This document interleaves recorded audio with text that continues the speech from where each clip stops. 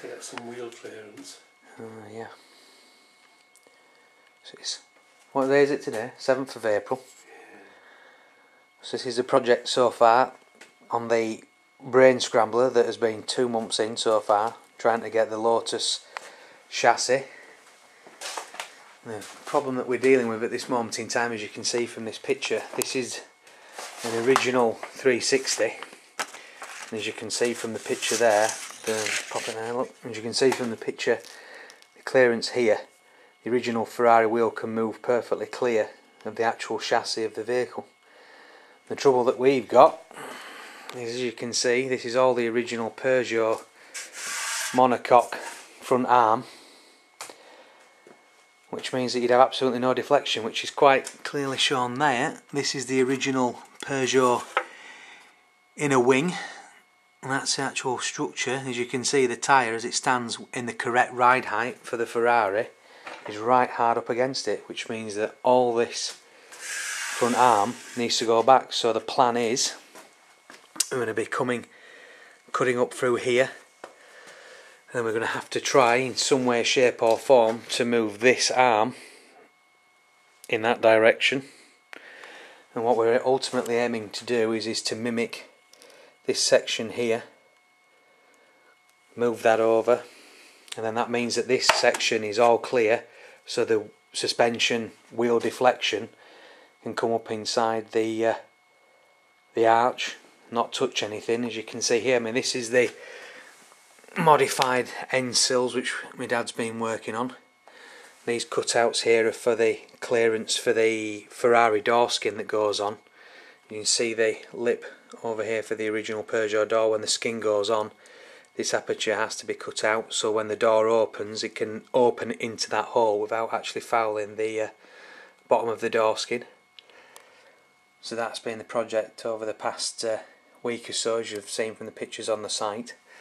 So the next mission that we've got, it's all of a bit of a mission really, is to get the clearance here. What we've built up, as you can see in there, the threaded bar allows us to hold the hub of the Lotus in line where it needs to be, so when we're making his calculations we can see exactly what we need to be removing, rather than just lopping great big bits off the actual Peugeot body stroke chassis, because we try to keep as much strength as we possibly can. This is where the original Lotus front piece of the chassis is. As you can see, I'll just zoom in there, we've got my dad's just made the 2 blocks holding the chassis central where it needs to be. As you can see, if I just show inside the car, if you've seen from previous videos, middle of the tunnel has all been cut out and removed. But if I just zoom in down here, you can see the actual open end box section of the Lotus chassis, because as you'll have seen in previous pictures, we've had to cut the chassis to extend it, because the wheelbase for the Ferrari is longer than the original Lotus Esprit chassis.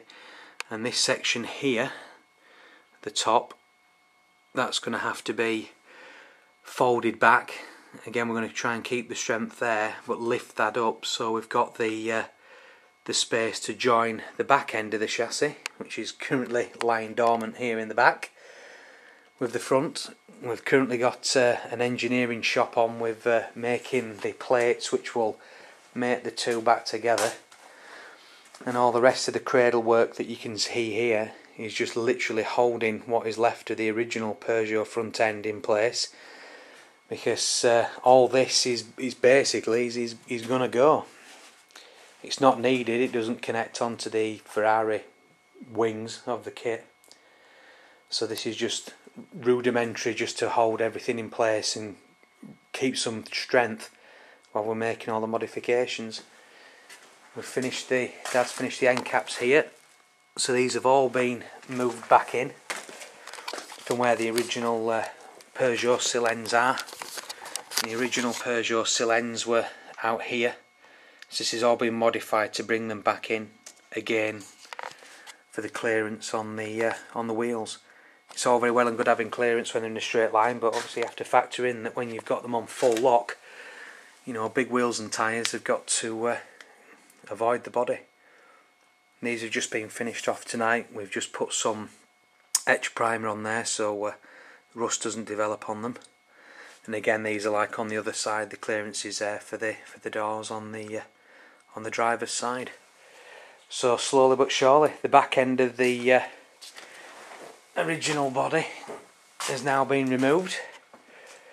So that's all been cut free. Again, we've put all strengthening bars here in the back to keep strengthening bars through in there as well, to keep strengthening the original Peugeot body, because ultimately the roof's going to be cut off.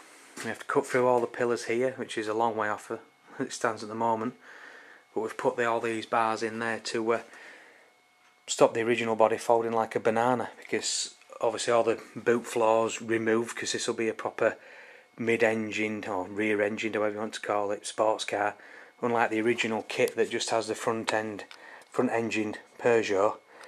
You know, ours is a real hybrid. So all the transmission tunnel has all been removed, so we're having to put these in to keep the strength. So that is the project so far.